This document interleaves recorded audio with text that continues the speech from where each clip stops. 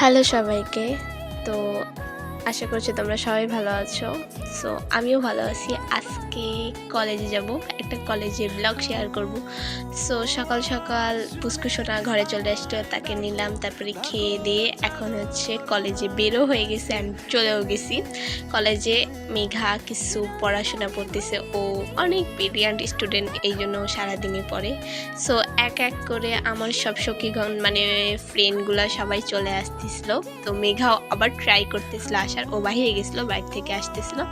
So এখানে পায়েল আসতেছিল, অনেক দিন পরে সবার সাথে দেখা। অ্যান্ড গ্রুপে সবাই একসাথে থাকলে না বেশি মজা হয়। অ্যান্ড আমাদের একটা গ্রুপ আছে, সেই গ্রুপে সবাই মিলে একসাথে আসে, অ্যান্ড কয়েকজন বাদ যায়, আবার সবাই মিলে এইভাবেই আসে।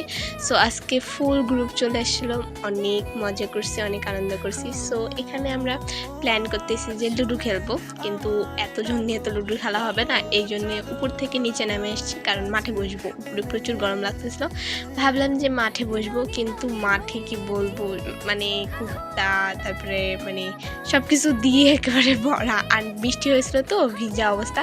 সো এখানে মোনাকে বললাম, মোনা হাই দিতে, তো হাই দিচ্ছিল এইভাবে। অ্যান্ড প্রচুর গরম ছিল, ভাবলাম যে একটু তো জল খাওয়া যেতে পারে, তো জল টল খাবো, খাই দেয় আবার বসে পড়লাম। সবাই যার যার মনে গল্প করতেছে, সবাই সবার নিয়ে। সো আমি টুকটাক করে ক্লিপ নিয়েছিলাম। আর এখানে পায়েল বলছিল প্লিজ আমাকে দেখাইস না, সো ওকে দেখাচ্ছি না সেভাবে আর। সো ওকে বললাম যে এটা নিয়ে, এটা তোর গিফট।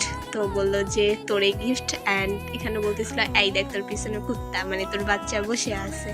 সো বললাম যে হ্যাঁ। অ্যান্ড আমি ভয় পাই গেছিলাম, এরপরে আমি উঠে চলে গেলাম, ভাবলাম যে সত্যি আমার পিছনে নাকি। তারপরে বসলাম, বসে মানে বৃষ্টি বৃষ্টি ওয়েদার আসতেছিল, মানে বৃষ্টি হবে হবে এরকম ভাব, মানে একবার হচ্ছে একবার হচ্ছে না। সো এইভাবে সবাই টুকটাক করে বসলাম। অ্যান্ড তারপরে সুরাইয়া আসছিলো, তো ভাবলাম যে না কয়েকটা গান শোনা যাক, কারণ ফাঁকা জায়গা, গান শুনতে তো ভালোই লাগবে। তারপরে হঠাৎ করে মেঘলা হয়ে এলো। সো এই তো এখন বৃষ্টি আসার সময় চলে আসলো, ভাবলাম যে একটু ভিজবো। সো টুকটাক করে ভিজার আগে খুব খিদা পাইছিল, আমাদেরকে ট্রিট দিয়েছে হচ্ছে মাম্পিকা। সো মাম্পিকা বললো যে চল বাদাম খাই।